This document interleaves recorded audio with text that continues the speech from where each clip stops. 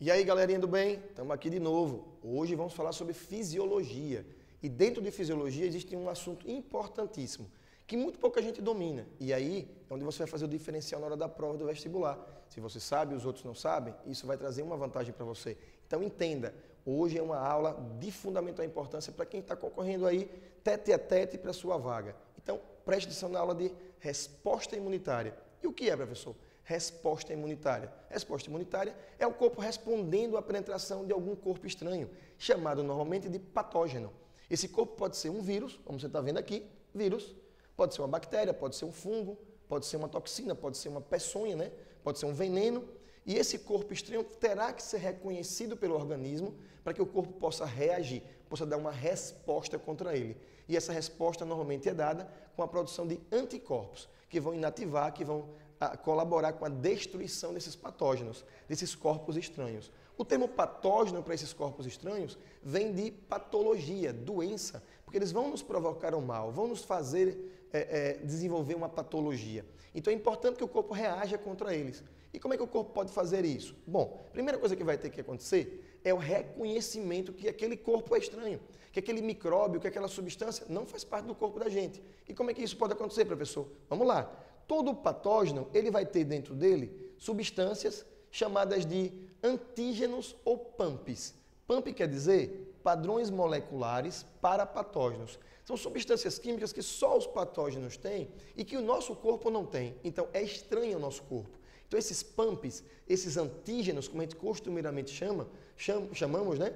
Na verdade, esses PAMPs ou antígenos não fazem parte do nosso organismo. Então, o corpo vai perceber que é estranho. Mas tem que ter alguém para fazer isso, né? Vai ter que ter alguém para dizer, bom, isso aqui não faz parte do nosso corpo, isso aqui é estranho. E aí nós teremos um grupo de células chamado de células reconhecedoras de antígenos. Dentre elas, as mais famosas são as células dendríticas, que tem esse nome por conta da formação de prolongamentos parecidos com os dendritos dos neurônios. E essas célulazinhas, na sua membrana, terão proteínazinhas reconhecedoras desses antígenos, desses PAMPs. Essas substâncias reconhecedoras são chamadas, na verdade, de receptores Toll-like. São proteínas capazes de reconhecer as substâncias estranhas presentes nesses patógenos. Na verdade, esses TLR, esses receptores Toll-like, vão perceber que aquele patógeno tem alguma substância que não faz parte do nosso corpo. E aí começa o processo de reconhecimento fundamental para a resposta imunitária. Então, repare aqui, eu tenho um LPS, eu tenho um lipopolissacarídeo, muito comum em algumas bactérias, que será reconhecido no nosso corpo pelas células dendríticas, que, como eu já disse, são células reconhecedoras de antígeno. Quando essa célula dendrítica, que tem um receptor Toll-like para fazer esse tipo de reconhecimento, perceber esse antígeno, reconhecer esse antígeno ou esse PAMP, ela vai desenvolver uma resposta com relação a isso.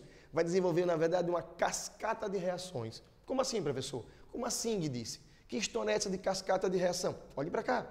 Repare que as células reconhecedoras de antígeno, ou células dendríticas, ao perceberem o antígeno ou PAMP, vão começar a produzir substânciazinhas chamadas de MHC. Professor, mas o nome não é MHC? Com certeza não é MHC. MHC é uma sigla, que significa, na verdade, moléculas de histocompatibilidade. Dentre elas, as citocinas são as moléculas de histocompatibilidade talvez mais famosas.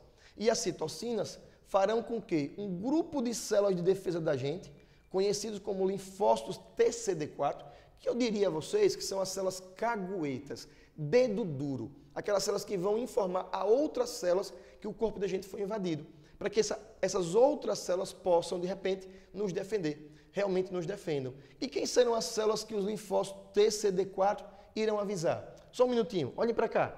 Repare, as linfócitos TCD4 vão produzir, por sua vez, um outro grupo de moléculas de histocompatibilidade. Por exemplo, as interleucinas, geradas pelos linfócitos TCD4 e que irão ativar um outro grupo de linfócitos chamado linfócito B. Quem são, professor, esses linfócitos T e esse linfócito B? Qual é a diferença entre eles? O linfócito T, ele na verdade é um linfócito que amadurece em um órgão da gente que fica entre os pulmões, chamado timo, e que normalmente desaparece ao longo da nossa adolescência e juventude. Quando a gente vai ficando adulto, esse timo vai regredindo e desaparece. Mas quando criança e quando adolescente, quando jovem, esse timo vai amadurecer esse tipo de linfócito, o linfócito T, que, como eu já disse, é uma célula cagueta, é uma célula dedo duro. Ela vai informar aos linfócitos B que o nosso corpo foi invadido por algum patógeno. Como é que ele faz isso? O linfócito T, que, como eu disse, amadurece no timo, produz interleucinas ou moléculas de histocompatibilidade que vão avisar ao linfócito B dessa invasão. E o linfócito B, ao receber a informação do linfócito T que nosso corpo foi invadido, vai agora atuar, vai começar a desencadear a produção de anticorpos, a produção de imunoglobulinas. Só que o linfócito B, na verdade, ainda é uma célula inativa. As interleucinas do linfócito T vão ativar os linfócitos B e o linfócito B agora vai se converter em plasmócito. Essas substâncias chamadas de moléculas de histocompatibilidade, como as interleucinas, elas vão fazer com que os linfócitos B sejam transformados em plasmócitos, que são linfócitos B ativos. Professor, e o linfócito B, ele é diferente do T em quê? Lembre que o linfócito B ele é capaz de produzir imunoglobulinas, ele é capaz de gerar anticorpos. E esses anticorpos gerados pelo linfócito B é que, na verdade, vão nos defender dos patógenos, vão inativar, vão terminar ajudando na destruição dos patógenos. Então, é muito importante que haja essa produção de imunoglobulinas, de anticorpos. E quem vai fazer isso são os plasmócitos, que, na verdade, são os linfócitos B ativados. E por que um é o T e o outro é o B? Como eu já disse, o linfócito T amadurece no timo, mas o linfócito B não, ele amadurece na nossa própria medula óssea. Muita gente acha que linfócito B amadurece no baço. Isso são umas pegadinhas muito comuns em vestibular, e não é verdade. O termo linfócito B não vem de baço. O termo linfócito B vem de amadurecimento na própria medula óssea, que em inglês quer dizer bone marrow. E o termo bone marrow deu origem ao termo linfócito B. Então, os linfócitos B, como já tínhamos dito, eles vão se transformar em plasmócitos, serão ativados por essas interleucinas e agora ativos produzirão imunoglobulinas, desenvolvendo a resposta imunitária primária. Mas uma parte desses linfócitos B, na verdade, serão guardados pela medula óssea e virarão células de memória. São alguns linfócitos B que não vão produzir de imediato essas imunoglobulinas, não. Eles, na verdade, vão ser resguardados dentro da medula óssea e ficarão lá para uma segunda, ou terceira, ou quarta inoculação por esse mesmo patógeno. Porque agora eu vou ter células que já decoraram o caminho que tem que fazer para produzir imunoglobulinas. Vai ser mais rápido essa produção de imunoglobulinas, essa produção de anticorpos, a reação será mais rápida. Então eu vou ter os linfócitos B, uma boa parte deles, sendo guardados na forma de células de memória, para desenvolver uma resposta imunitária secundária. Ou seja, novamente, como dito, essas células estarão preparadas para um próximo contato com esse patógeno, com o próximo contato com o antígeno desse patógeno. E essa resposta ela será uma resposta bem mais rápida do que a resposta primária, que dependeu de uma cascata de reações para se desenvolver.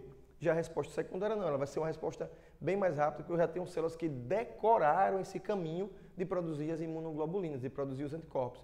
Então, o primeiro contato que tiverem agora com esse patógeno novamente, o antígeno dele, saberão como responder, saberão como nos defender desse patógeno. Essa será a resposta imunitária secundária. Então, nós temos duas respostas imunitárias. Isso fica muito claro aqui no gráfico.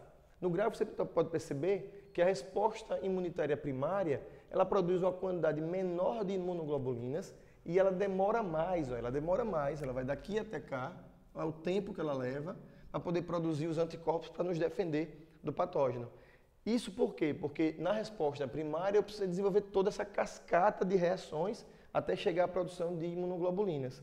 Mas agora você está percebendo que na resposta secundária, a resposta imunitária secundária, isso será bem mais rápido e o número de anticorpos produzidos será bem maior.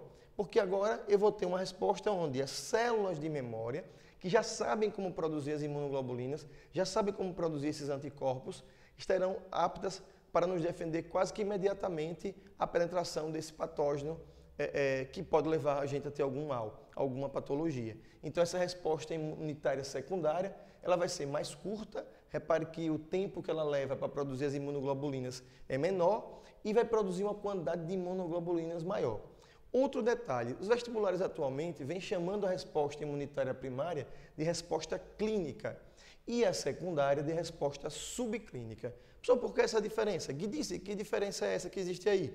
Na verdade, é porque na resposta imunitária primária, como ela vai levar mais tempo para se desenvolver, leva-se um certo tempo para produzir as imunoglobulinas, dá tempo do patógeno manifestar alguns sintomas em você. Inclusive, você pode ter febre, pode ter vômito, dor de cabeça, um enjoozinho, uma náusea, né? Porque dá tempo de o patógeno desenvolver alguns sintomas no indivíduo, já que essa resposta é mais lenta, vai levar mais tempo para o corpo se defender, produzir as imunoglobulinas e nos defender. Já na resposta imunitária secundária, onde o corpo já aprendeu a se defender, já tem as células de memória, já desenvolveu uma memória imunitária, uma resposta bem mais rápida agora, quando o patógeno entrar no corpo, a gente já vai automaticamente destruí-lo. Essa resposta que é bem mais rápida, destrói o patógeno antes que ele tenha tempo de manifestar os sintomas dessa doença, dessa patologia. Então, esse tipo de resposta é chamada hoje de resposta subclínica. Isso quer dizer que não vai ter sintomas. Então, a primária é a clínica e a secundária é a subclínica. A primária vai ter sintomas, você pode desenvolver alguns sintomas da doença e na secundária você não vai desenvolver sintoma algum. Então, isso é bem atual, bem colocado em algumas provas de vestibular. Então, é isso, galera, sobre resposta imunitária, resposta imunitária primária e secundária. Teremos um complemento dessa aula falando sobre vacinas e soros, que vai ser mais específico para a soroterapia e para a vacinoterapia. E para ter uma ideia geral hoje sobre resposta imunitária, eu acho que ficou bem legal. Então, se liguem nas próximas aulas de fisiologia, onde nós abordaremos novos temas. Além da continuidade do tema de hoje, teremos novos temas de fisiologia. E eu espero que vocês continuem gostando da aula, dando likezinho, dando joinha. O professor Guidy está aqui, adorando tudo que vocês estão comentando aí na internet. Muito legal. Abraço para todos, viu? Eita, galera, já ia esquecendo, mas lembrei, ó. Próxima videoaula falará sobre o Ebola vírus, ou Zaire Ebola vírus. Esse vírus que vem acendendo um sinal de alerta para a galera todinha, do mundo inteiro. Todas as autoridades de saúde estão preocupadas com ele. E no vestibular já vem sendo abordado o Ebola. Recentemente, em alguns vestibulares já se caiu perguntas sobre ele. Precisamos conhecer um pouco mais ele, sobre a estrutura química dele, quem é o material genético, como é que é o ciclo reprodutivo, prevenção, se já existem medicamentos contra ele, as barreiras imunitárias. Tem muita coisa para se falar sobre o Ebola legal, que não servirá só para o Ebola não, servirá para também outras viroses. Então, se liguem na próxima aula, não deixem de assistir. Valeu, galerinha!